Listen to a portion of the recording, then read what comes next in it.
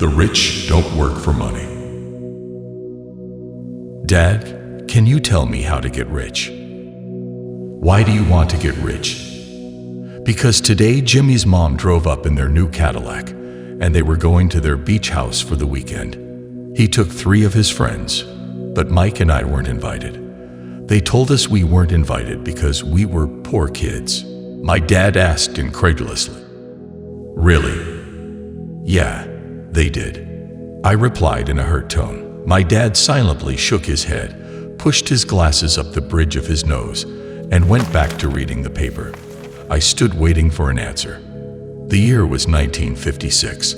I was 9 years old. By some twist of fate, I attended the same public school where the rich people sent their kids.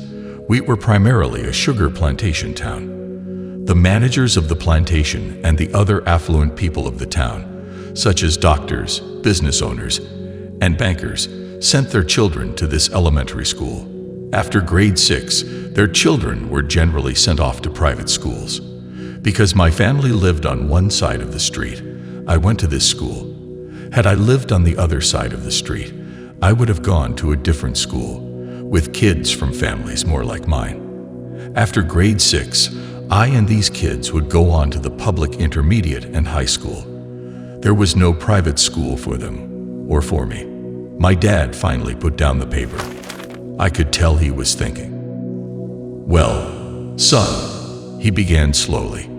If you want to be rich, you have to learn to make money. How do I make money? I asked. Well, use your head, son, he said, smiling, which really meant, that's all I'm going to tell you, or I don't know the answer, so don't embarrass me. The next morning, I told my best friend, Mike, what my dad had said. As best I could tell, Mike and I were the only poor kids in this school. Mike was like me in that he was in this school by a twist of fate. Someone had drawn a jog in the line for the school district, and we wound up in school with the rich kids. We weren't really poor, but we felt as if we were because all the other boys had new baseball gloves, new bicycles, new everything. Mom and Dad provided us with the basics like food, shelter, and clothes. But that was about it. My dad used to say, if you want something, work for it. We wanted things, but there was not much work available for 9-year-old boys. So what do we do to make money? Mike asked. I don't know, I said. Do you want to be my partner? He agreed, and so on that Saturday morning, Mike became my first business partner. We spent all morning coming up with ideas on how to make money. Occasionally, we talked about all the cool guys at Jimmy's beach house having fun. It hurt a little, but that hurt was good, for it inspired us to keep thinking of a way to make money. Finally, that afternoon, a bolt of lightning came through our heads. It was an idea Mike had gotten from a science book he had read. Excitedly, we shook hands, and the partnership now had a business. For the next several weeks, Mike and I ran around our neighborhood, knocking on doors and asking our neighbors if they would save their toothpaste tubes for us. With puzzled looks, most adults consented with a smile. Some asked us what we were doing, to which we replied, we can't tell you. It's a business secret. My mom grew distressed as the weeks wore on. We had selected a site next to her washing machine as the place we would stockpile our raw materials. In a brown cardboard box that one time held catsup bottles, our little pile of used toothpaste tubes began to grow. Finally, my mom put her foot down. The sight of her neighbor's messy, crumpled used toothpaste tubes had gotten to her. What are you boys doing? And I don't want to hear again that it's a business secret. Do something with this mess, or I'm going to throw it out. Mike and I pleaded and begged, explaining that we would soon have enough, and then we would begin production. We informed her that we were waiting on a couple of neighbors to finish using up their toothpaste so we could have their tubes. Mom granted us a 1-week extension. The date to begin production was moved up, and the pressure was on.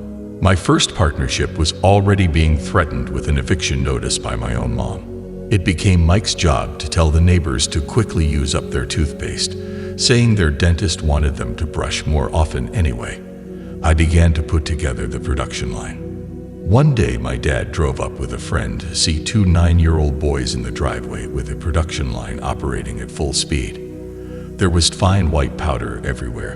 On a long table were small milk cartons from school, and our family's hibachi grill was glowing with red-hot coals at maximum heat.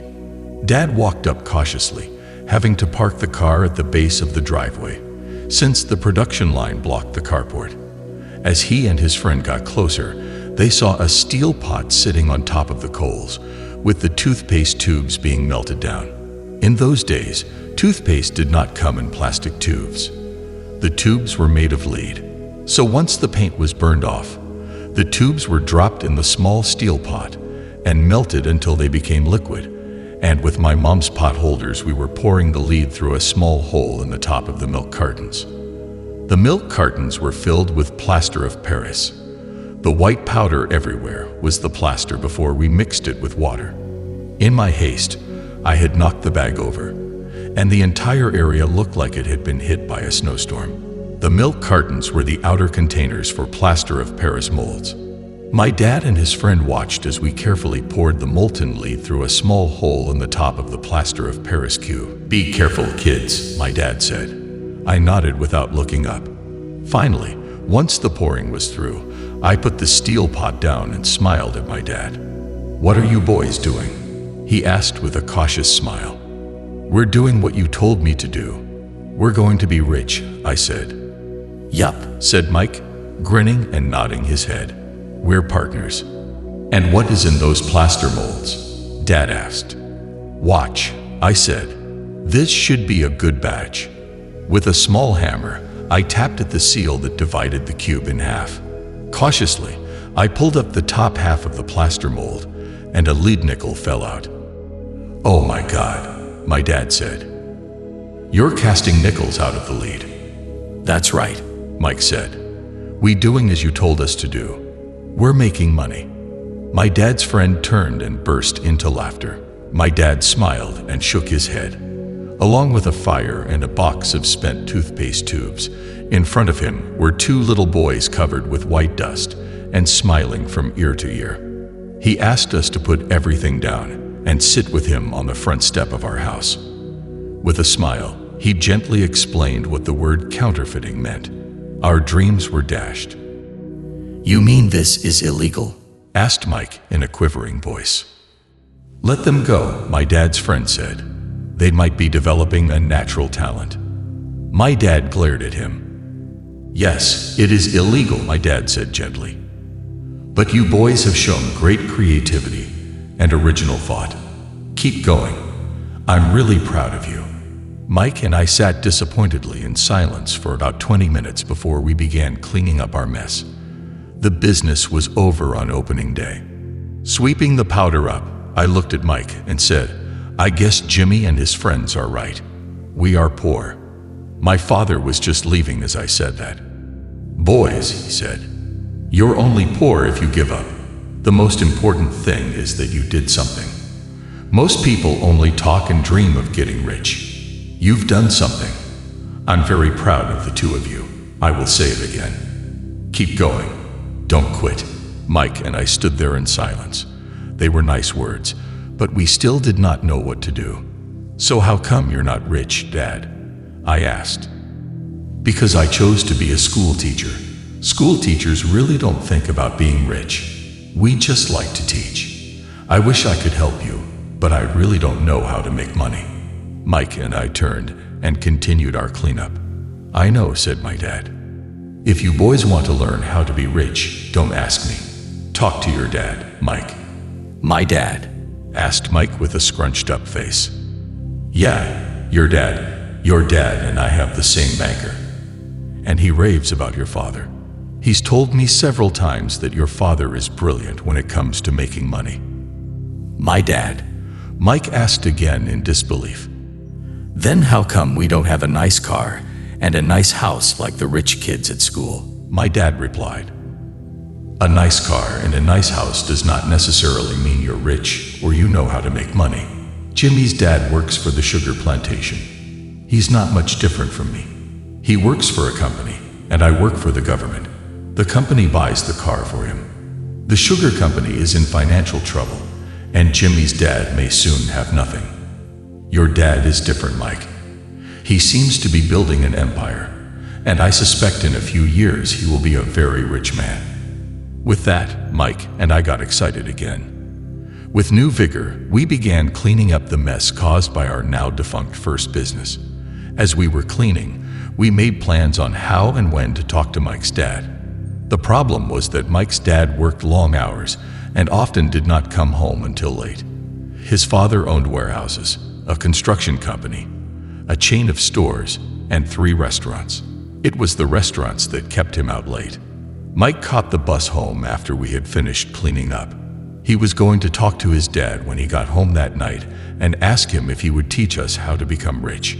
Mike promised to call as soon as he had talked to his dad, even if it was late.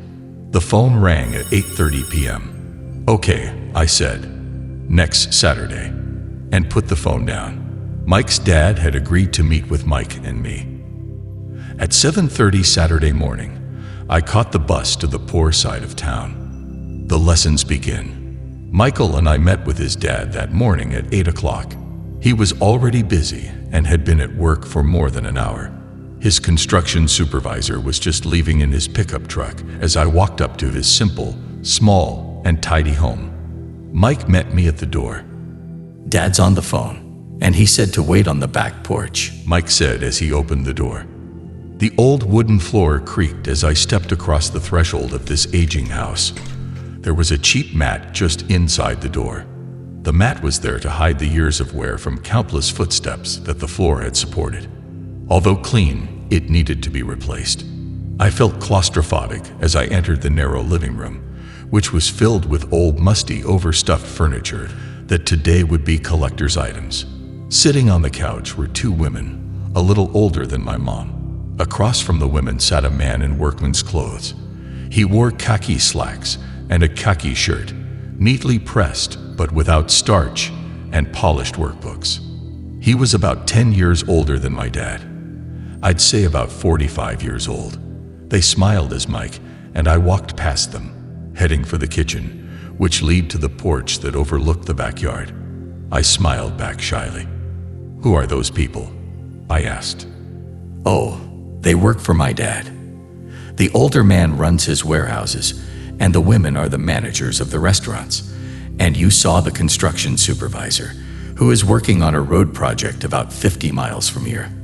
His other supervisor, who is building a track of houses, had already left before you got here." "Does this go on all the time?" I asked. "Not always, but quite often," said Mike, smiling as he pulled up a chair to sit down next to me. "I asked him if he would teach us to make money," Mike said. "Oh, and what did he say to that?" I asked with cautious curiosity. "Well, he had a funny look on his face at first, and then he said he would make us an offer." "Oh," I said, rocking my chair back against the wall. I sat there perched on 2 rear legs of the chair. Mike did the same thing. "Do you know what the offer is?" I asked. "No, but we'll soon find out." Suddenly, Mike's dad burst through the rickety screen door and onto the porch. Mike and I jumped to our feet, not out of respect, but because we were startled. "Ready, boys?" Mike's dad asked as he pulled up a chair to sit down with us. We nodded our heads as we pulled our chairs away from the wall to sit in front of him. He was a big man, about 6 feet tall and 200 pounds. My dad was taller, about the same weight, and 5 years older than Mike's dad. They sort of looked alike, though not of the same ethnic makeup. Maybe their energy was similar. "Mike says you want to learn to make money. Is that correct?" I nodded my head quickly, but with a little intimidation. He had a lot of power behind his words. "Okay, here's my offer. I'll teach you, but I won't do it classroom style. You work for me, I'll teach you. You don't work for me, I won't teach you. I can teach you faster if you work, and I'm wasting my time if you just want to sit and listen as you do in school. That's my offer. Take it or leave it." "Ah, may I ask a question first?" I asked. "No, take it or leave it. I've got too much work to do to waste my time. If you can't make up your mind decisively, then you'll never learn to make money anyway. Opportunities come and go. Being able to know when to make quick decisions is an important skill. You have an opportunity that you asked for. School is beginning, or it's over in 10 seconds. Mike's dad said with a teasing smile. Take it, I said. Take it, said Mike. Good. Mrs. Martin will be by in 10 minutes.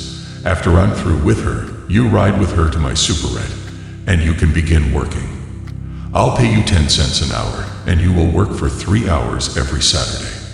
But I have a softball game today, I said.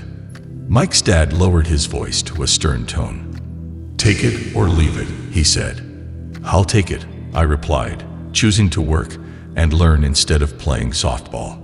By 9 a.m. on a beautiful Saturday morning, Mike and I were working for Mrs. Martin. She was a kind and patient woman. She always said that Mike and I reminded her of her 2 sons who were grown and gone. Although kind, she believed in hard work, and she kept us working. She was a taskmaster. We spent 3 hours taking canned goods off the shelves, and with a feather duster, brushing each can to get the dust off, and then restacking them neatly. It was excruciatingly boring work. Mike's dad, whom I call my rich dad, owned 9 of these little superettes with large parking lots. They were the early version of the 7-Eleven convenience stores, little neighborhood grocery stores where people bought items such as milk, bread, butter, and cigarettes. The problem was, this was Hawaii before air conditioning, and the stores could not close its doors because of the heat. On 2 sides of the store, the doors had to be wide open to the road and parking lot. Every time a car drove by or pulled into the parking lot, dust would swirl and settle in the store. Hence, we had a job for as long as there was no air conditioning. For 3 weeks, Mike and I reported to Mrs. Martin and worked our 3 hours. By noon, our work was over, and she dropped 3 little dimes in each of our hands. Now, even at the age of 9 in the mid-1950s, 30 cents was not too exciting. Comic books cost 10 cents back then, so I usually spent my money on comic books and went home. By Wednesday of the 4th week, I was ready to quit. I had agreed to work only because I wanted to learn to make money from Mike's dad, and now I was a slave for 10 cents an hour. On top of that, I had not seen Mike's dad since that first Saturday. I'm quitting, I told Mike at lunchtime. The school lunch was miserable. School was boring, and now I did not even have my Saturdays to look forward to. But it was the 30 cents that really got to me. This time Mike smiled. What are you laughing at? I asked with anger and frustration. Dad said this would happen. He said to meet with him when you were ready to quit. What? I said indignantly. He's been waiting for me to get fed up. Sort of, Mike said. Dad's kind of different. He teaches differently from your dad. Your mom and dad lecture a lot. My dad is quiet and a man of few words. You just wait till this Saturday. I'll tell him you're ready. You mean I've been set up? No, not really, but maybe. Dad will explain on Saturday. Waiting in line on Saturday. I was ready to face him, and I was prepared. Even my real dad was angry with him. My real dad, the one I call the poor one, thought that my rich dad was violating child labor laws and should be investigated. My educated poor dad told me to demand what I deserve. At least 25 cents an hour. My poor dad told me that if I did not get a raise, I was to quit immediately. You don't need that damn job anyway, said my poor dad with indignity. At 8 o'clock Saturday morning, I walked through the door of Mike's house when Mike's dad opened it. Take a seat and wait in line, he said as I entered. He turned and disappeared into his little office next to a bedroom. I looked around the room and did not see Mike anywhere. Feeling awkward, I cautiously sat down next to the same 2 women who were there 4 weeks earlier. They smiled and slid across the couch to make room for me. 45 minutes went by, and I was steaming. The 2 women had met with him and left 30 minutes earlier. An older gentleman was in there for 20 minutes and was also gone. The house was empty, and I sat out in his musty, dark living room on a beautiful, sunny Hawaiian day, waiting to talk to a cheapskate who exploited children. I could hear him rustling around the office, talking on the phone, and ignoring me.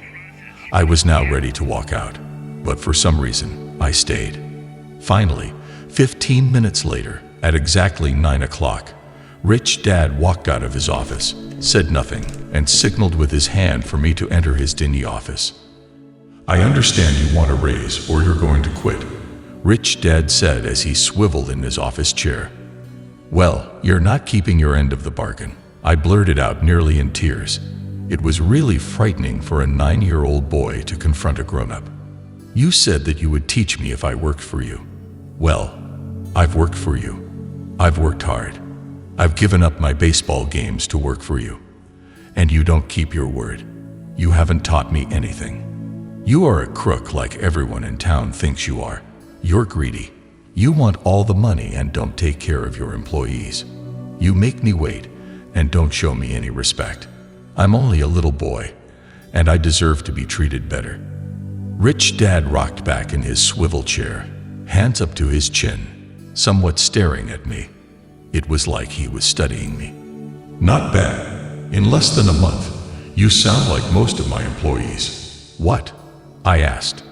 Not understanding what he was saying, I continued with my grievance. I thought you were going to keep your end of the bargain and teach me. Instead, you want to torture me.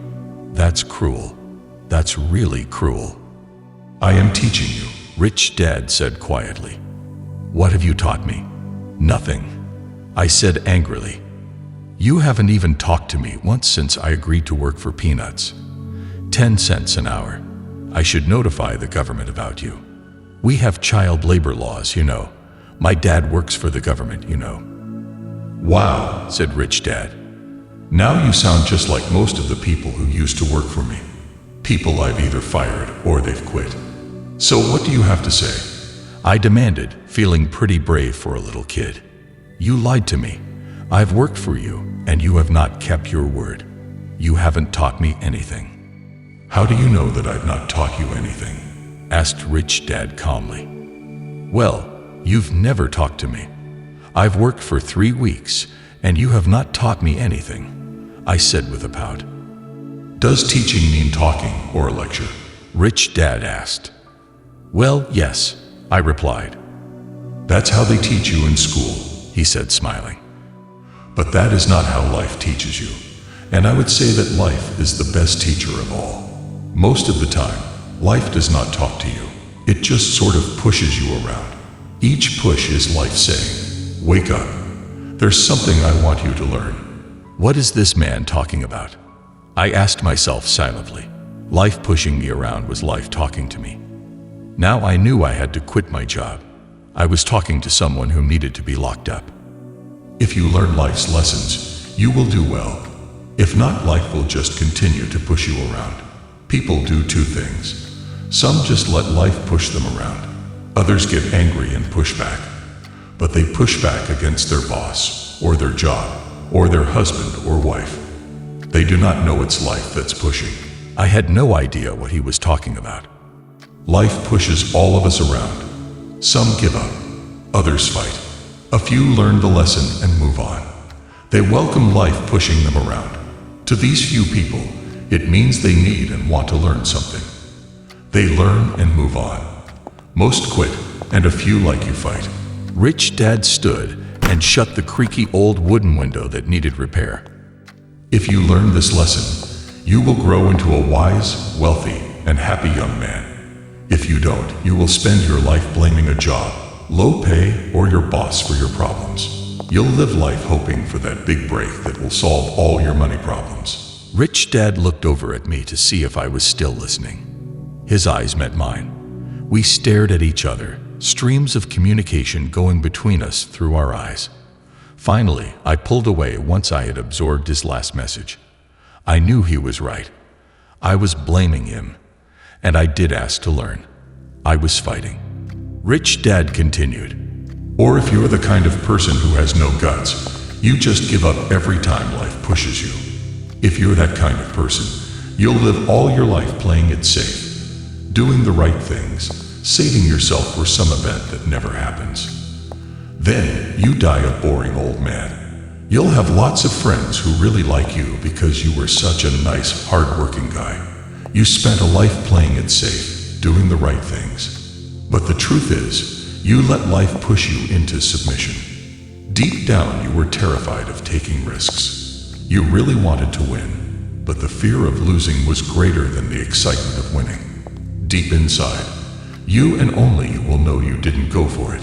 You chose to play it safe. Our eyes met again. For 10 seconds, we looked at each other, only pulling away once the message was received. "You've been pushing me around," I asked. Some people might say that, Smiled Rich Dad. I would say that I just gave you a taste of life. What taste of life? I asked, still angry, but now curious, even ready to learn. You boys are the first people that have ever asked me to teach them how to make money. I have more than 150 employees, and not one of them has asked me what I know about money. They ask me for a job and a paycheck, but never to teach them about money. So most will spend the best years of their lives working for money, not really understanding what it is they are working for. So when Mike told me about you wanting to learn how to make money, I decided to design a course that was close to real life. I could talk until I was blue in the face, but you wouldn't hear a thing. So I decided to let life push you around a bit so you could hear me. That's why I only paid you 10 cents. So what is the lesson I learned from working for only 10 cents an hour?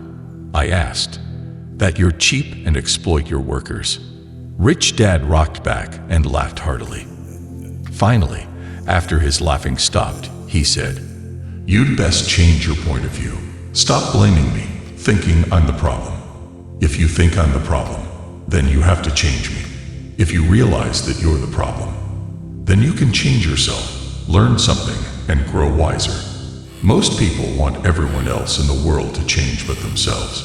Let me tell you, it's easier to change yourself than everyone else. I don't understand, I said. Don't blame me for your problems, Rich Dad said, growing impatient. But you only pay me 10 cents. So what are you learning? Rich Dad asked, smiling. That you're cheap, I said with a sly grin. See, you think I'm the problem, said Rich Dad. But you are. Well, keep that attitude, and you learn nothing. Keep the attitude that I'm the problem, and what choices do you have? Well, if you don't pay me more or show me more respect and teach me, I'll quit. Well put. And that's exactly what most people do. They quit and go looking for another job, better opportunity, and higher pay, actually thinking that a new job or more pay will solve the problem. In most cases, it won't. So what will solve the problem? I asked. Just take this measly 10 cents an hour and smile. Rich Dad smiled. That's what the other people do. Just accept a paycheck, knowing that they and their family will struggle financially. But that's all they do, waiting for a raise thinking that more money will solve the problem. Most just accept it, and some take a second job working harder, but again accepting a small paycheck. I sat staring at the floor, beginning to understand the lesson Rich Dad was presenting. I could sense it was a taste of life. Finally, I looked up and repeated the question. So what will solve the problem? This, he said, tapping me gently on the head. This stuff between your ears. It was at that moment that Rich Dad shared the pivotal point of view that separated him from his employees and my poor dad, and led him to eventually become one of the richest men in Hawaii, while my highly educated, but poor, dad struggled financially all his life. It was a singular point of view that made all the difference over a lifetime. Rich Dad said over and over, this point of view, which I call lesson number 1. The poor and the middle class work for money. The rich have money work for them. On that bright Saturday morning, I was learning a completely different point of view from what I had been taught by my poor dad. At the age of 9, I grew aware that both dads wanted me to learn. Both dads encouraged me to study, but not the same things. My highly educated dad recommended that I do what he did. Son, I want you to study hard, get good grades, so you can find a safe, secure job with a big company. And make sure it has excellent benefits. My rich dad wanted me to learn how money works so I could make it work for me. These lessons I would learn through life with his guidance, not because of a classroom. My rich dad continued my first lesson. I'm glad you got angry about working for 10 cents an hour. If you had not gotten angry and had gladly accepted it, I would have to tell you that I could not teach you. You see, true learning takes energy, passion, a burning desire. Anger is a big part of that formula. For passion is anger and love combined. When it comes to money, most people want to play it safe and feel secure. So passion does not direct them. Fear does. So is that why they'll take a job with low par? I asked. Yes, some people say I exploit people because I don't pay as much as the sugar plantation or the government. I say the people exploit themselves. It's their fear, not mine. But don't you feel you should pay them more? I asked. I don't have to. And besides, more money will not solve the problem. Just look at your dad. He makes a lot of money, and he still can't pay his bills. Most people, given more money, only get into more debt. So that's why the 10 cents an hour, I said, smiling. It's a part of the lesson. That's right. Rich dad smiled. You see, your dad went to school and got an excellent education, so he could get a high-paying job, which he did. But he still has money problems because he never learned anything about money at school. On top of that, he believes in working for money. And you don't? I asked. No, not really. If you want to learn to work for money, then stay in school. That is a great place to learn to do that. But if you want to learn how to have money work for you, then I will teach you that. But only if you want to learn. Wouldn't everyone want to learn that? I asked. No, simply because it's easier to learn to work for money, especially if fear is your primary emotion when the subject of money is discussed. I don't understand, I said with a frown. Don't worry about that for now. Just know that it's fear that keeps most people working at a job. The fear of not paying their bills. The fear of being fired. The fear of not having enough money. The fear of starting over. That's the price of studying to learn a profession or trade, and then working for money. Most people become a slave to money, and then get angry at their boss. I asked Rich Dad, is learning to have money work for you is a completely different course of study? Absolutely. Rich Dad answered. We sat in silence on that beautiful Hawaiian Saturday morning. My friends would have just been starting their Little League baseball game. But for some reason, I was now thankful I had decided to work for 10 cents an hour. I sensed that I was about to learn something my friends would not learn in school. Ready to learn? Asked Rich Dad. Absolutely, I said with a grin. I have kept my promise. I've been teaching you from afar.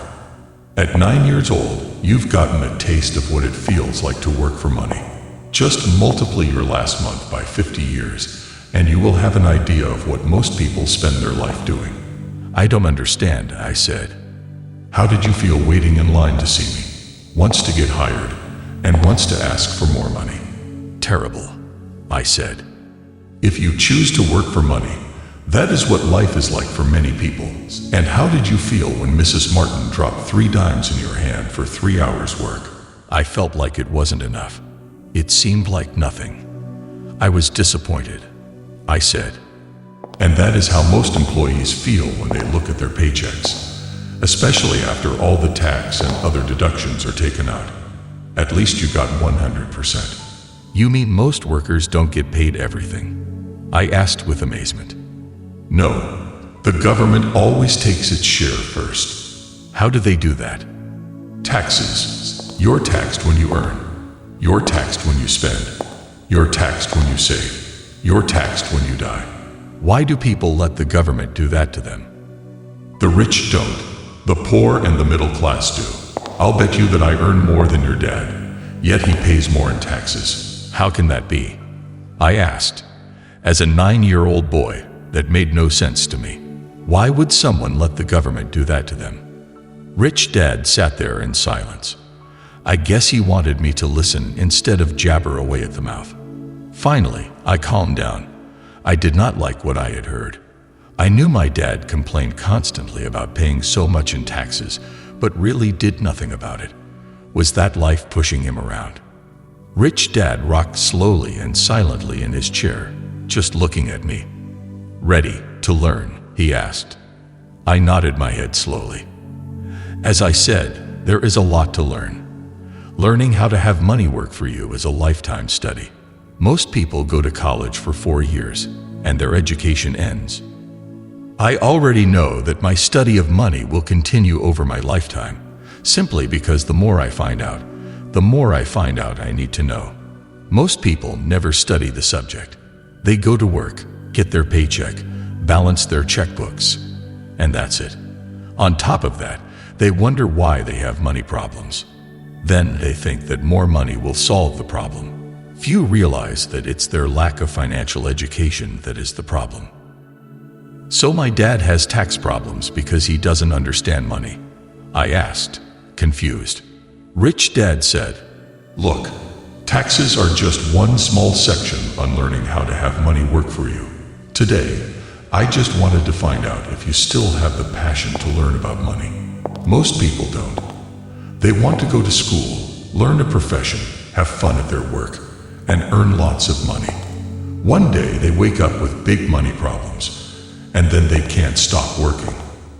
That's the price of only knowing how to work for money instead of studying how to have money work for you. So do you still have the passion to learn? Asked Rich Dad. I nodded my head. Good. Now get back to work. This time, I will pay you nothing. What? I asked in amazement. You heard me. Nothing. You will work the same 3 hours every Saturday. But this time you will not be paid 10 cents per hour. You said you wanted to learn to not work for money, so I'm not going to pay you anything. I couldn't believe what I was hearing. I've already had this conversation with Mike. He's already working, dusting, and stacking canned goods for free. You'd better hurry and get back there. That's not fair, I shouted. You've got to pay something. You said you wanted to learn. If you don't learn this now, you'll grow up to be like the 2 women and the older man sitting in my living room, working for money and hoping I don't fire them. Or like your dad, earning lots of money only to be in debt up to his eyeballs, hoping more money will solve the problem. If that's what you want, I'll go back to our original deal of 10 cents an hour. Or you can do what most people grow up to do, complain that there is not enough pay, quit, and go looking for another job. But what do I do? I asked. Rich Dad tapped me on the head. Use this, he said. If you use it well, you will soon thank me for giving you an opportunity, and you will grow into a rich man. I stood there still not believing what a raw deal I had been handed. Here I came to ask for a raise, and now I was being told to keep working for nothing.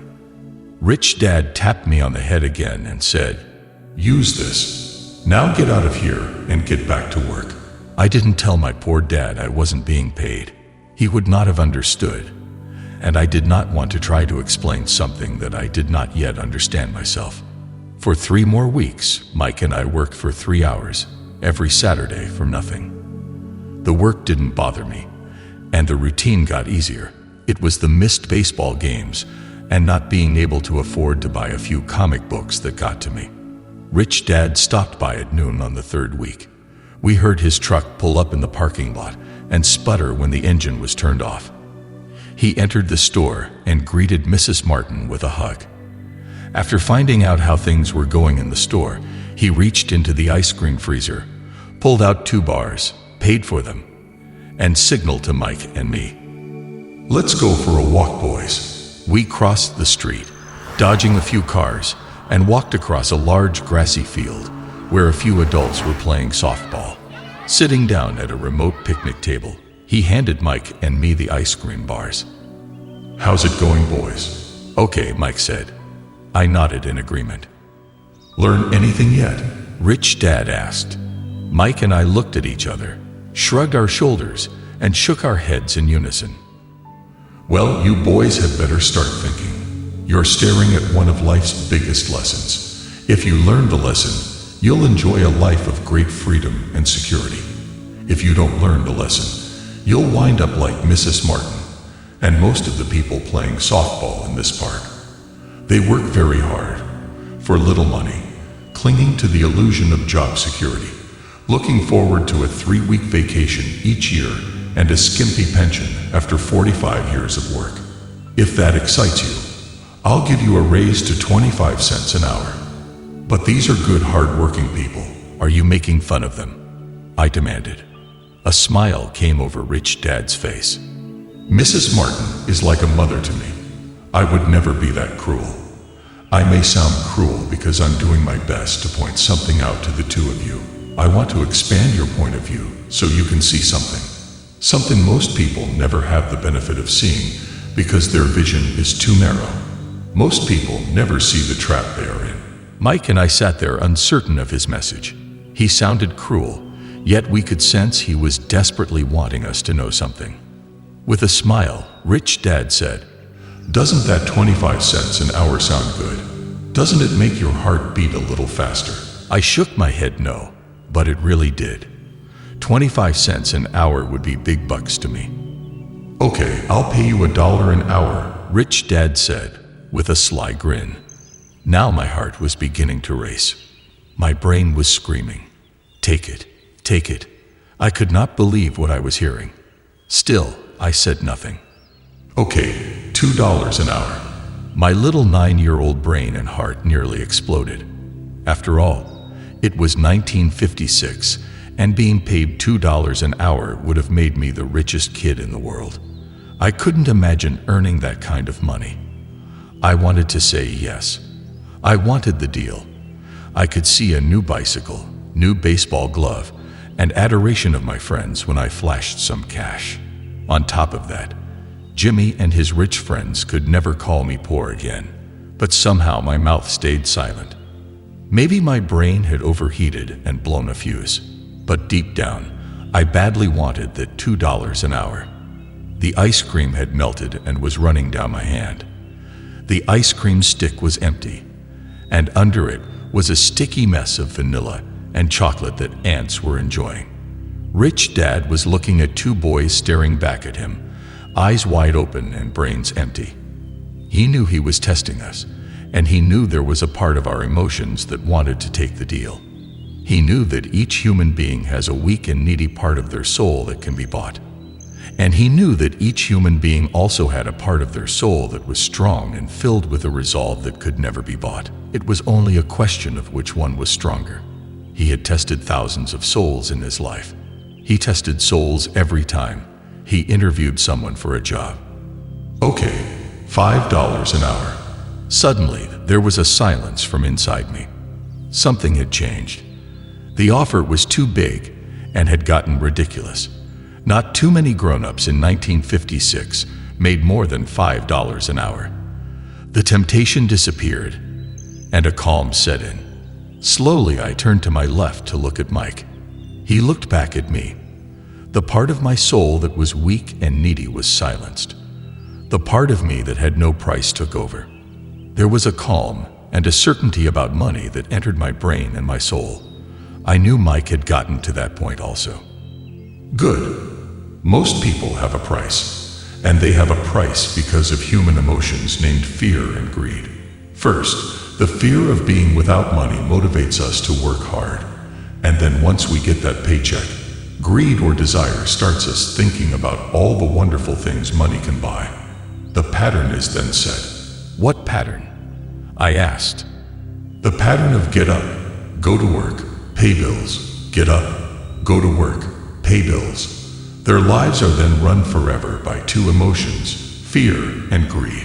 Offer them more money, and they continue the cycle by also increasing their spending. This is what I call the rat race. Is there any other way? Mike asked. Yes, but only a few people find it. And what is that way? Mike asked. That's what I hope you boys will find out as you work and study with me. That is why I took away all forms of pay. Any hints? We're kind of tired of working hard, especially for nothing. Well, the first step is telling the truth, said Rich Dad. We haven't been lying, I said. I did not say you were lying. I said to tell the truth. Rich Dad came back. The truth about what? I asked. How you're feeling. You don't have to say it to anyone else, just yourself. You mean the people in this park, the people who work for you, Mrs. Martin. They don't do that, I asked. I doubt it. Instead, they feel the fear of not having money. Instead of confronting the fear, they react instead of think. They react emotionally instead of using their heads. Then, they get a few bucks in their hands, and again the emotion of joy and desire and greed take over, and again they react instead of think. So their emotions do their thinking, Mike said. That's correct. Instead of telling the truth about how they feel, they react to their feeling, fail to think. They feel the fear, they go to work, hoping that money will soothe the fear, but it doesn't. That old fear haunts them, and they go back to work, hoping again that money will calm their fears, and again it doesn't. Fear has them in this trap of working, earning money, working, earning money, hoping the fear will go away. But every day they get up, and that old fear wakes up with them. For millions of people, that old fear keeps them awake all night, causing a night of turmoil and worry. So they get up and go to work, hoping that a paycheck will kill that fear gnawing at their soul. Money is running their lives, and they refuse to tell the truth about that. Money is in control of their emotions, and hence their souls. Rich Dad sat quietly, letting his words sink in. Mike and I heard what he said, but really did not understand fully what he was talking about. I just knew that I often wondered why grown-ups hurried off to work. It did not seem like much fun, and they never looked that happy, but something kept them hurrying off to work. Realizing we had absorbed as much as possible of what he was talking about, Rich Dad said, I want you boys to avoid that trap. That is really what I want to teach you. Not just to be rich, because being rich does not solve the problem. Really? I asked, surprised. No, it doesn't. Let me finish the other emotion, which is desire. Some call it greed, but I prefer desire. It is perfectly normal to desire something better, prettier, more fun, or more exciting. So people also work for money because of desire. They desire money for the joy they think it can buy. But the joy that money brings is often short-lived, and they soon need more money for more joy, more pleasure, more comfort, and more security. So they keep working, thinking money will soothe their souls that is troubled by fear and desire. But money cannot do that. even rich people, Mike asked.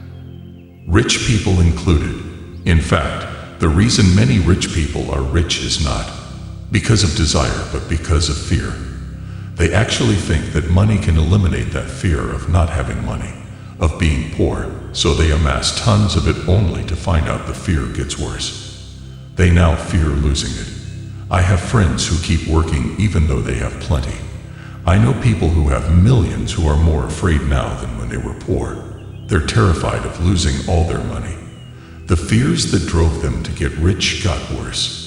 That weak and needy part of their soul is actually screaming louder. They don't want to lose the big houses, the cars, the high life that money has bought them. They worry about what their friends would say if they lost all their money. Many are emotionally desperate and neurotic, although they look rich and have more money. So is a poor man happier? I asked.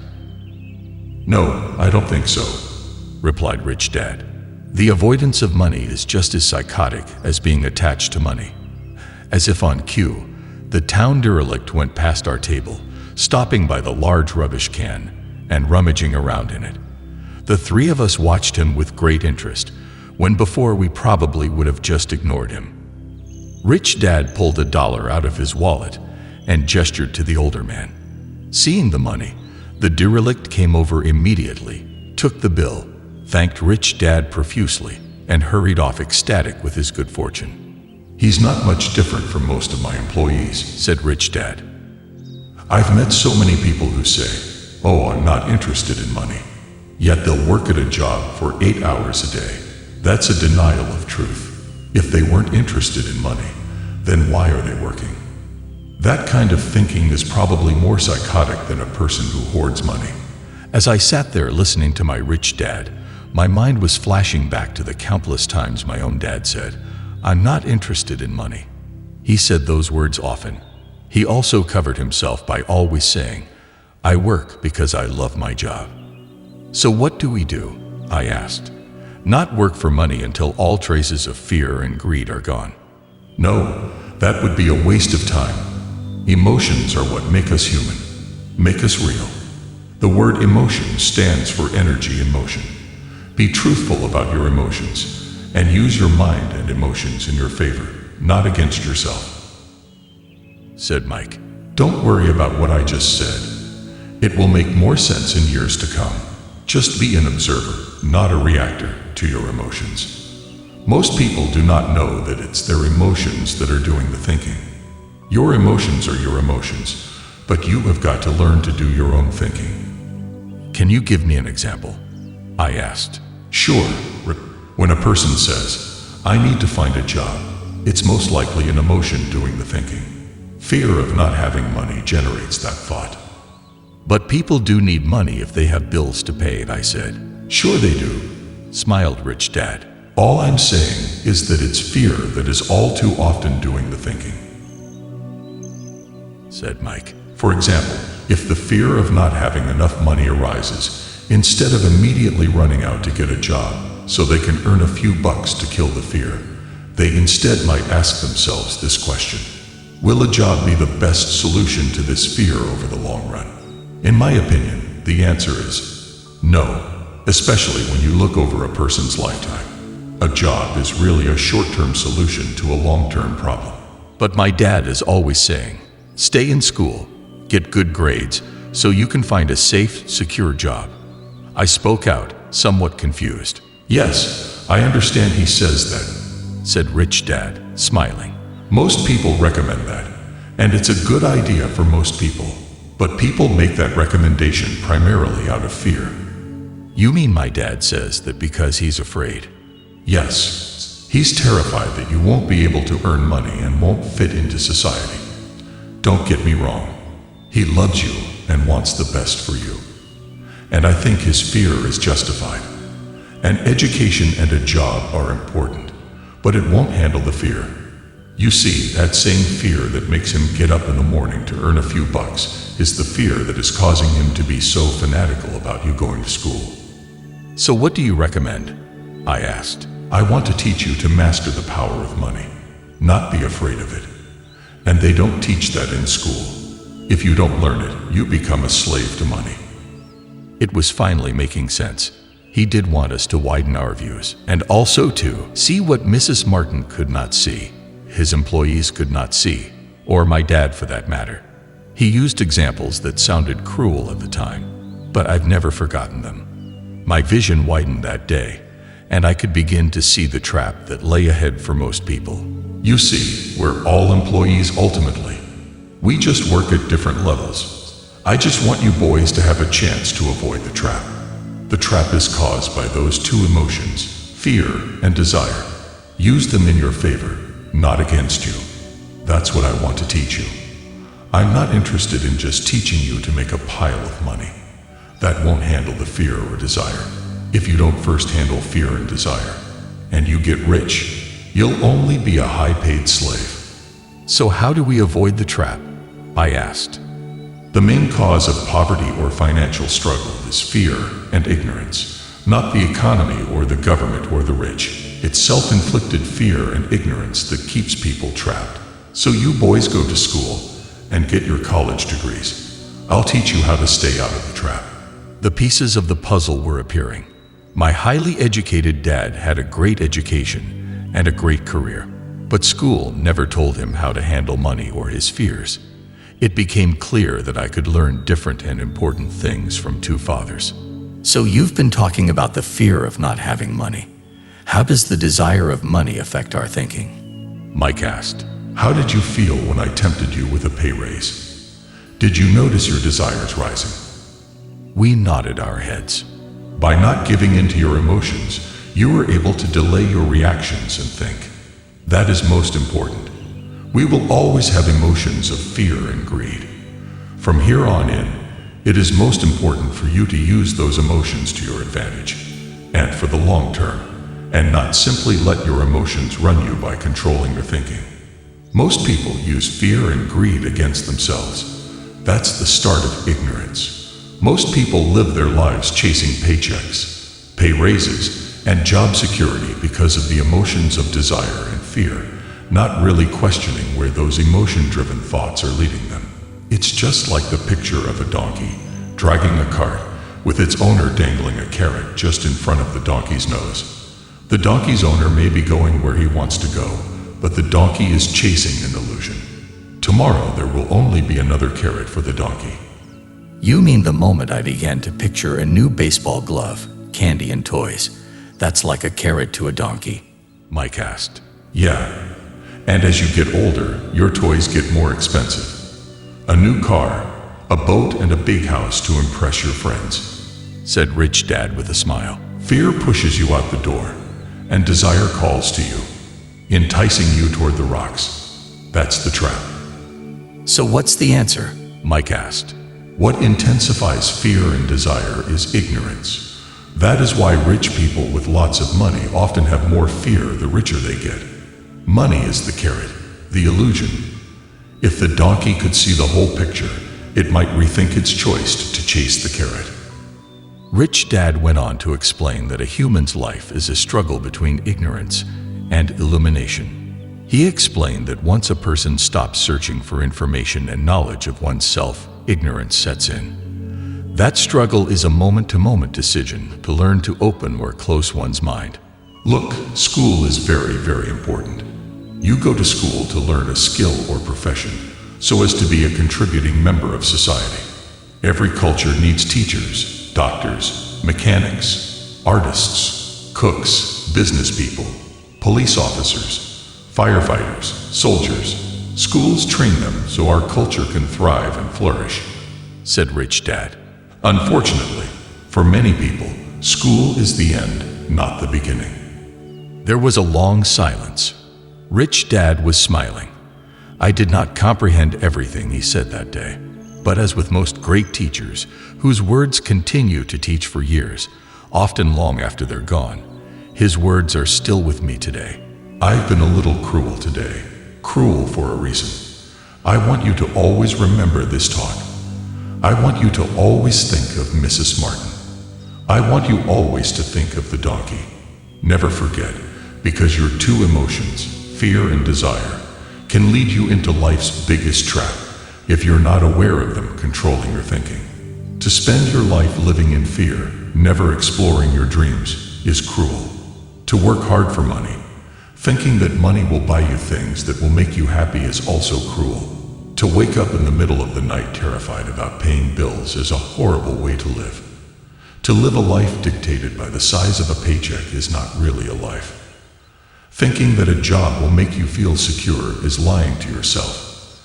That's cruel, and that's the trap I want you to avoid, if possible. I've seen how money runs people's lives. Don't let that happen to you. Please don't let money run your life. A softball rolled under our table. Rich Dad picked it up and threw it back. So what does ignorance have to do with greed and fear? I asked. Because it is ignorance about money that causes so much greed and so much fear. Let me give you some examples. A doctor, wanting more money to better provide for his family, raises his fees. By raising his fees, it makes healthcare more expensive for everyone. Now, it hurts the poor people the most. So poor people have worse health than those with money. Because the doctors raise their rates, the attorneys raise their rates. Because the attorneys' rates have gone up, school teachers want a raise, which raises our taxes, and on and on and on. Soon, there will be such a horrifying gap between the rich and the poor that chaos will break out and another great civilization will collapse. Great civilizations collapsed when the gap between the haves and have-nots was too great. America is on the same course. proving once again that history repeats itself because we do not learn from history. We only memorize historical dates and names, not the lesson. Aren't prices supposed to go up? I asked. Not in an educated society with a well-run government. Prices should actually come down. Of course, that is often only true in theory. Prices go up because of greed and fear caused by ignorance. If schools taught people about money, there would be more money and lower prices. But schools focus only on teaching people to work for money, not how to harness money's power. But don't we have business schools? Mike asked.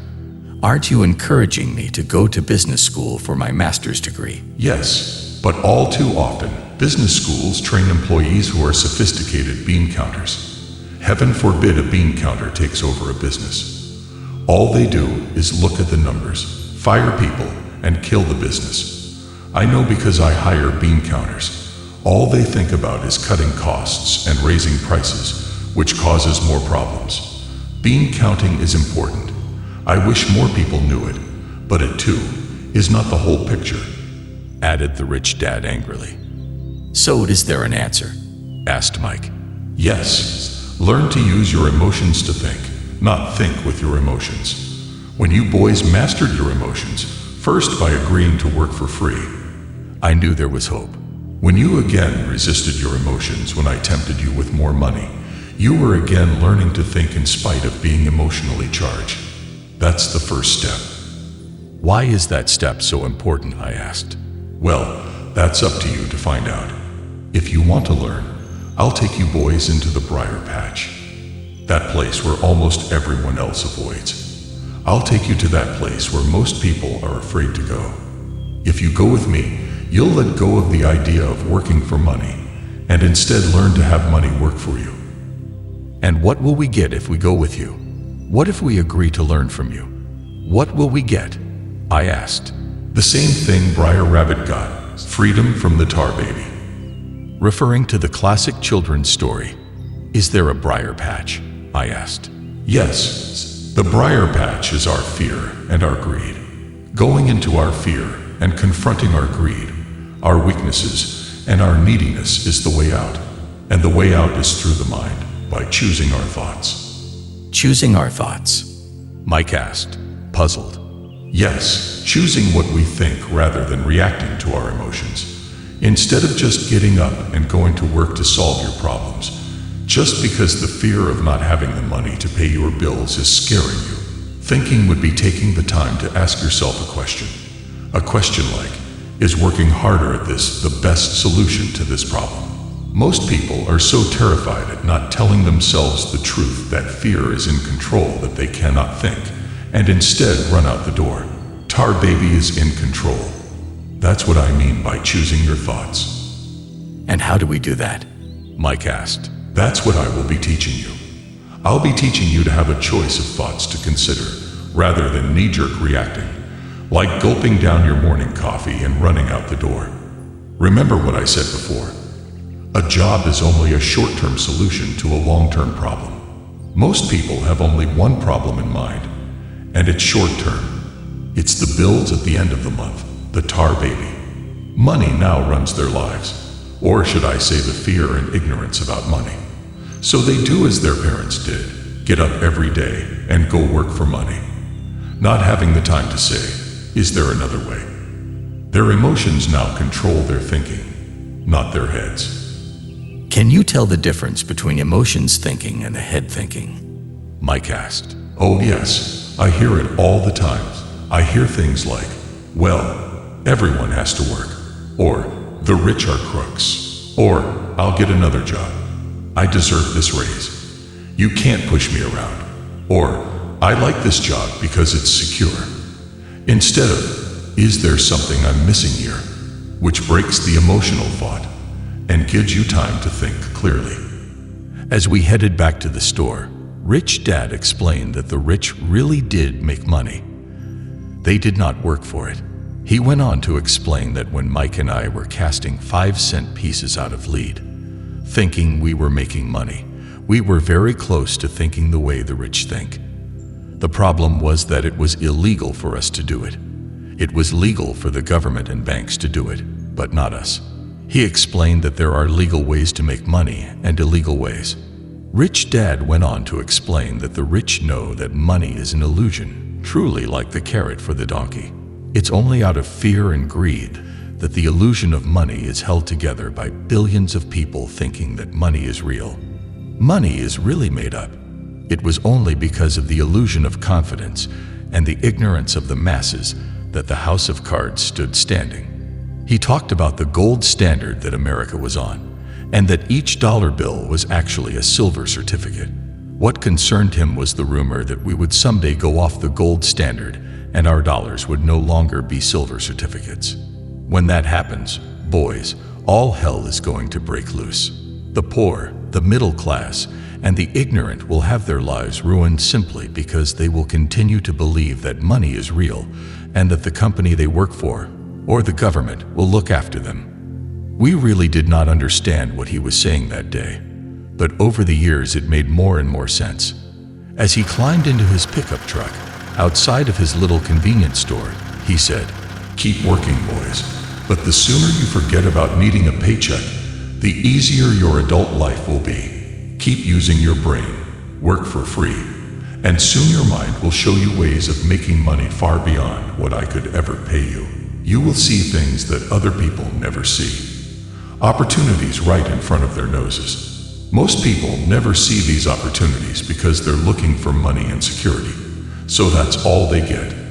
The moment you see one opportunity, you will see them for the rest of your life. The moment you do that, I'll teach you something else. Learn this, and you'll avoid one of life's biggest traps. Mike and I picked up our things from the store and waved goodbye to Mrs. Martin.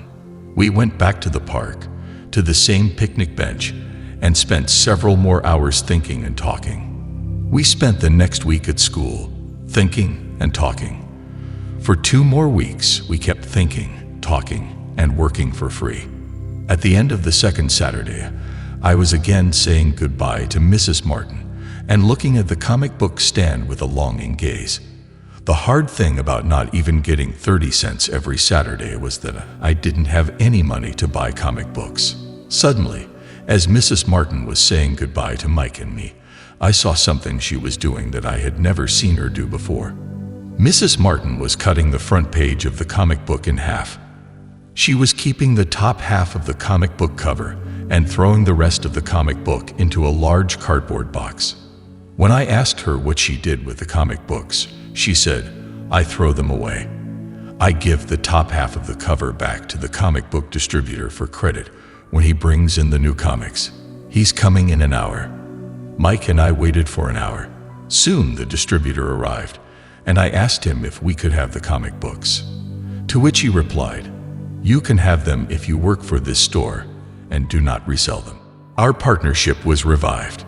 Mike's mom had a spare room in the basement that no one used. We cleaned it out and began piling hundreds of comic books in that room. Soon our comic book library was open to the public. We hired Mike's younger sister, who loved to study, to be head librarian. She charged each child 10 cents admission to the library, which was open from 2:30 to 4:30 p.m. every day after school. The customers, the children of the neighborhood, could read as many comics as they could in 2 hours. It was a bargain for them since a comic costs 10 cents each, and they could read 5 or 6 in 2 hours. Mike's sister would check the kids as they left to make sure they weren't borrowing any comic books. She also kept the books, logging in how many kids showed up each day, who they were, and any comments they might have. Mike and I averaged $9.50 per week over a 3-month period. We paid his sister $1 a week and allowed her to read the comics for free, which she rarely did since she was always studying. Mike and F kept our agreement by working in the store every Saturday and collecting all the comic books from the different stores. We kept our agreement to the distributor by not selling any comic books.